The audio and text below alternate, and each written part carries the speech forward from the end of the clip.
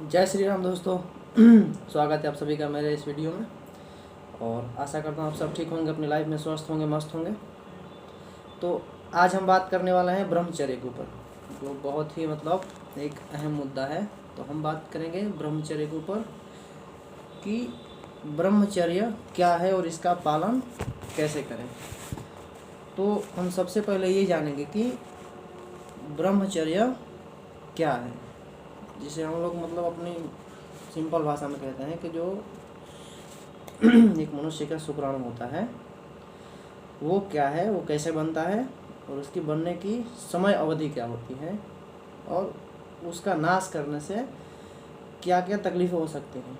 हालांकि हमारे समाज में बहुत सारे ऐसे पढ़े लिखे डॉक्टर हैं जो ऑन कैमरा आकर हमको बताते हैं कि अगर आप वीर्य का नाश करते हैं तो उससे हमारे बॉडी पर कोई इफेक्ट नहीं होता, हमारे शरीर पर कोई उसका कोई साइड इफेक्ट नहीं होता। वो अच्छी चीज़ है, उनके हिसाब से वो अच्छी चीज़ है कि आप अगर एक बाल्टी भी उसका नाश करते हैं तो उसमें थोड़ा सा प्रोटीन निकलेगा, ऐसा ऐसा बोलते हैं उन्हें। तो आज मैं आपको बताऊंगा कि वीर्य का नाश करने से हमारे शरीर पर उसका कोई असर हो या ना हो, लेकिन हमारे दिमाग पर उसका तगड़ा असर होता है। इतना तगड़ा असर होता है कि वो धीरे धीरे आपको जीवन को खोखला कर सकता है। वो बहुत ही भयानक नशा है ये, जिसका नाम है ब्रह्मचर्य। तो हम सबसे पहले जानेंगे कि ब्रह्मचर्य शुक्राणु है वो बनता कैसे है। तो जब एक स्वस्थ व्यक्ति भोजन करता है तो सबसे पहले वो भोजन रस में कन्वर्ट होता है, रस, और उसके बाद वो बनता है रक्त, रक्त के बाद वो बनता है मांस, और मांस के बाद वो बनता है मज्जा, और उसके बाद बनती है अस्थि मज्जा, और फिर बनता है, उसके बाद जो बच जाता है वो बनता है शुक्राणु। और इन सब चीज़ों के बीच में कम से कम 5 से 6 दिन का गैप होता है। पहले 5 दिनों में वो रस बनेगा, दूसरे 5 दिनों में वो रक्त बनेगा, उसके 5 दिन बाद वो मांस बनेगा। ऐसे ऐसे करके वो धीरे धीरे धीरे धीरे 5-5 दिन के गैप के बाद वो शुक्राणु बनता है। तो ये टोटल 6 चीज़ होती हैं कि रस, रक्त, मांस, मज्जा, अस्थि मज्जा और शुक्राणु। और हम इन सभी के बीच में 5-5 दिन का गैप लेकर चले तो टोटल 30 दिन होता है। यानी कि हमारे शरीर में वीर को बनने में कम से कम 30 दिन लगता है।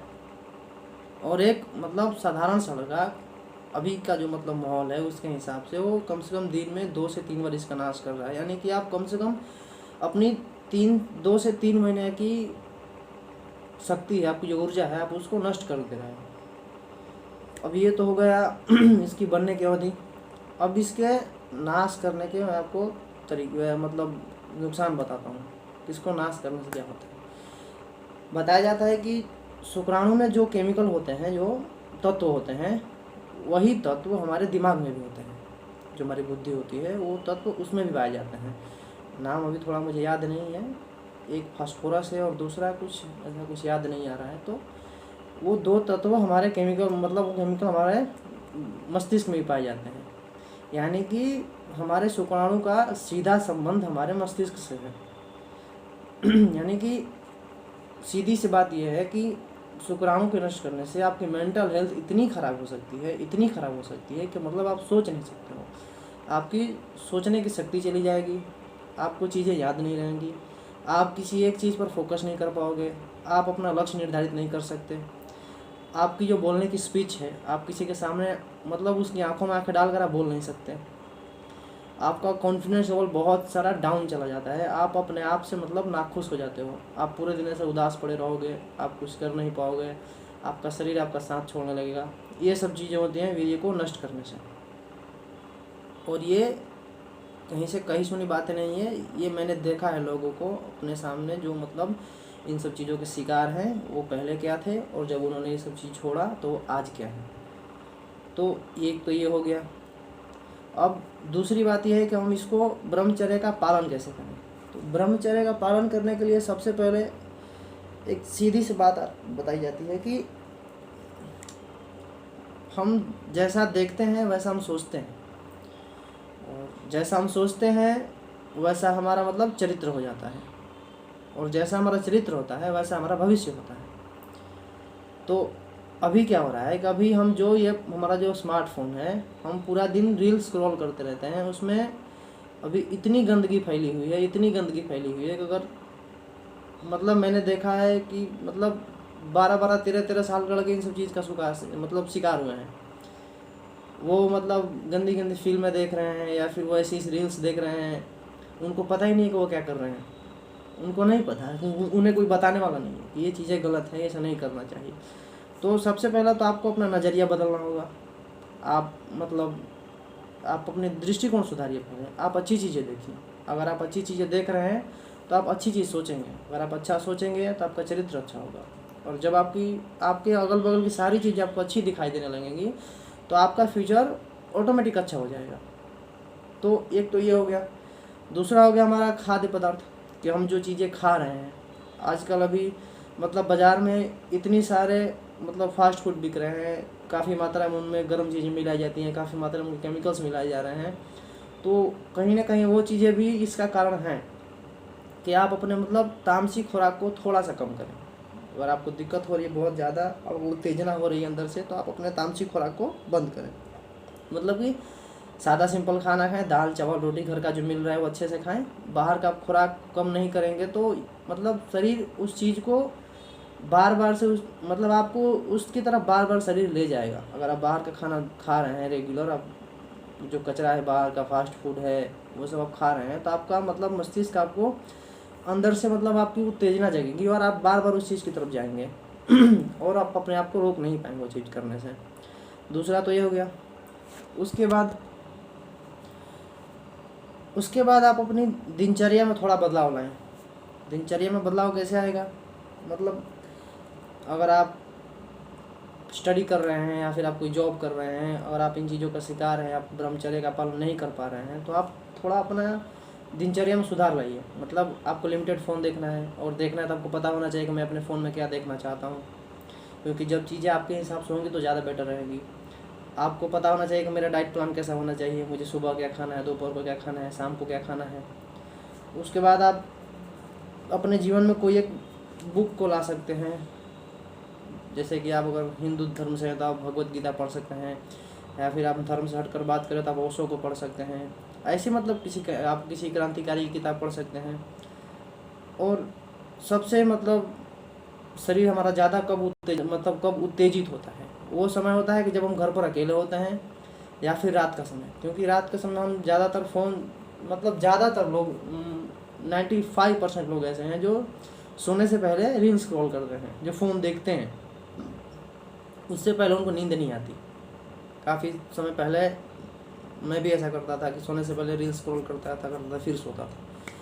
तो उससे क्या होता है कि आप जो चीज़ें पूरा दिन देख रहे हो, जो फ़ोन में आप स्क्रॉल कर रहे हो, वो चीज़ें आपके दिमाग में मतलब घर कर जाती हैं, और जब आप सोने जाते हो तो रात में वो चीज़ें सपने में आती हैं।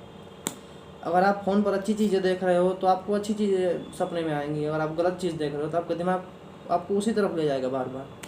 तो सोने से पहले आप किताब पढ़ सकते हैं, 10 मिनट आप ध्यान कर सकते हैं सोने से पहले, या फिर किसी भगवान का नाम ले सकते हैं और फिर आप सोइए। अगर किसी व्यक्ति को मतलब वो नहीं चाह रहा है फिर भी स्वप्न दोष हो रहा है, बहुत सारे लोग होते हैं जिनको स्वप्न दोष होता है, मतलब उनको ना चाहते हुए भी वीर्य अपने आप मतलब बाहर निकल जाता है। ये मैंने अपने आंखों से देखा है। हम जब आर्मी एकेडमी में थे तो एक दोस्त ऐसा था जिसको ये तकलीफ़ थी। मतलब वो ऐसे हमारे सामने बैठा है और अचानक से कुछ मतलब किताब पढ़ रहा है और अचानक से मतलब उसका वीर्य का नाश हो गया। तो ये सब तकलीफ़ होती है। तो ये कब होता है? जब आप मतलब एनर्जी आपके शरीर में बहुत ज़्यादा हो जाती है, आप उसको मतलब बहुत ज़्यादा स्टोर कर लेते हो। तो इस पर एक स्टेटमेंट दिया जाता है कि अगर आप वीर्य का नाश नहीं करोगे तो आपको बीमारी हो जाएगी, या फिर अंदर वीर्य आपका सड़ जाएगा तो आपको भयंकर बीमारी हो सकती है। तो ये एक मतलब सच हो सकता है कि मतलब आप कुछ नहीं कर रहे हो तो वीर्य मतलब पड़ा सड़ सकता है। लेकिन मेरा मानना ये है कि जब पेड़ की जड़ें जितनी पुरानी होती हैं वो उतना ही मजबूत होता है। ये मेरा खुद का मानना है। तो मतलब कोई भी पेड़ है, अगर उसकी जड़ जितनी पुरानी है तो वो पेड़ उतना ही मजबूत होगा। तो हमें अपने शक्ति को मतलब दिशा देनी है, हमें उसको जमा करके नहीं रखना है। जो ऊर्जा मतलब हम बहाने को जितना उत्तेजित हो रहे हैं, उसी ऊर्जा को हम ऊपर चढ़ाने के लिए उतना उत्तेजित करेंगे। योग की भाषा में कहा जाता है कि हमारे जो ये रीढ़ की हड्डी है इसमें एक सुषुम्ना नाड़ी होती है, जिसे विज्ञान की भाषा में स्पाइनल कोड कहा जाता है। इसमें एक छोटा सा छेद होता है, मतलब एक लंबी नली होती है, उसके द्वारा ऊर्जा हमारे मस्तिष्क तक आती है। तो ऊर्जा को मस्तिष्क तक ले जाने के लिए बहुत तप करना पड़ता है। तप का मतलब ये नहीं है कि मतलब आपको जंगल में जाना है और ऐसे साधु महात्मा की तरह बैठ जाना है तप करना है, वो अलग रास्ता है। लेकिन हमें तप करना है, हमें अपने शरीर को तपाना है, मतलब बहुत सारा श्रम करना है। श्रम कैसे करना है कि मतलब हम सुबह आप उठिए, फ्रेश होकर ग्राउंड पर जाइए, टहलिए, आप अपने जीवन में वर्कआउट को लाइए, आप योग कीजिए, आप रनिंग करिए, आप कोई सी फिजिकल एक्टिविटी करिए। उससे क्या होगी कि आपकी ऊर्जा जो है वो सही दिशा में खपत होगी, और अगर आपकी ऊर्जा सही दिशा में खपत होगी तो वो ऊर्जा हमारे शरीर को अंदर से और ताकतवर बनाएगी। तो ऊर्जा का प्रवाह नीचे से ज़्यादा हमें ऊर्जा का प्रवाह ऊपर ले जाना है। हमारे शरीर की ऊर्जा का प्रवाह नीचे की तरह है, तो वो नीचे की तरह हमको ज़्यादा खींचने की कोशिश करेगा, लेकिन हमें उसका विरोध करना है, हमें उसको ऊपर की तरह ले जाना है। तो उसे ऊपर की तरह ले जाने के लिए हमें मेहनत करनी पड़ेगी। सपोज़ कि हम एक एग्जाम्पल से समझे, तो हमारा पृथ्वी का गुरुत्वाकर्षण है। अगर हम किसी चीज़ को ऊपर आसमान में फेंकना चाहते हैं तो हमें बहुत सारी ताकत की ज़रूरत पड़ेगी। उसके बाद हम सपोज मुझे कोई पत्थर ऊपर फेंकना है तो मुझे बहुत सारी ताकत लगेगी उसे ऊपर फेंकने के लिए, लेकिन उसे ऊपर से नीचे आने में मुझे कुछ नहीं करना पड़ता, वो अपने आप नीचे चली जाती है। उसी प्रकार हमारा वीर्य है, वो मतलब नीचे की तरह आना चाहता है, तो हमें उसे अपने शरीर को मेहनत करके, अपने शरीर को तपा करके उसे ऊपर की तरह ले जाना है। तो उसके लिए हमें बहुत सारी मेहनत करनी पड़ेगी, बहुत सारी तपस्या करनी पड़ेगी। अगर आप चाहते हैं कि मैं आपको इस पर थोड़े से योग के आसन बता दूं, तो मैं खुद एक योग नेशनल प्लेयर हूं, तो मुझे थोड़े सारे आसन भी आते हैं जो मैं आपको बता सकता हूं। अगर आप चाहते हो तो आप कमेंट में बता सकते हो, मैं आपको 2 4 5 आसन ऐसे बता दूंगा, जिससे मतलब हमारा जो जिनको तकलीफ़ है स्वप्न दोष की, वो तकलीफ़ें दूर हो सकती हैं। तो कृपया करके आप अपने दिनचर्या को सुधारें और इन अफवाहों में ना पड़ें कि वीर्य का नाश करने से कुछ नहीं होता है। आपने अगर भगवत गीता पढ़ी हो तो शायद आपको पता होगा, मैंने पढ़ी है तो मुझे पता है, उसमें जितने भी मतलब महान योद्धा हैं उनके लिए एक वर्ड यूज़ किया गया है। उनको बलवान नहीं बोला गया है, उनको बोला गया है कि जैसे कि अर्जुन थे तो उनको बोला गया अर्जुन एक वीर्यवान योद्धा थे। तो मतलब जितने भी महान उसमें योद्धाओं का मतलब उल्लेख किया गया है उनको सबको वीर्यवान बोला गया है। तो जब हमारी धर्म ग्रंथ हमको बताती है कि हाँ वीर्य हमारी शक्ति है, तो हम क्यों इन अफवाहों में पढ़ रहे हैं कि इसका नाश करने से कुछ नहीं होगा। अरे बहुत कुछ हो सकता है इसका नाश करने से, आपकी पूरी ज़िंदगी बर्बाद हो सकती है। ये आपके दिमाग को, आपके शरीर को धीरे धीरे खोखला कर देगा, आपको मतलब पता भी नहीं चलने देगा। ये बहुत धीमा जहर है। तो और जो भी लोग मतलब ऑन कैमरा आकर स्टेटमेंट देते हैं कि वीर्य का नाश करने से कुछ नहीं होता है, तो उनसे मेरा हाथ जोड़ के निवेदन है, कृपया आप इस युवा पीढ़ी को बर्बाद ना करें, ऐसे स्टेटमेंट आप ना दें। आप बहुत पढ़े लिखे हैं, आपके पास बहुत ज्ञान है, तो कृपया देश को बचाएं और ऐसा स्टेटमेंट आकर ना दें कि जिसमें छोटे बच्चे और जो नाबालिग हैं वो इन चीज़ों का शिकार बन जाएं कि ये चीज़ें कुछ नहीं होती, इनसे कुछ नहीं होता। तो आज के लिए इतना ही, मिलते हैं अगले वीडियो में, तब तक के लिए जय श्री राम, जय हिंद, जय भारत।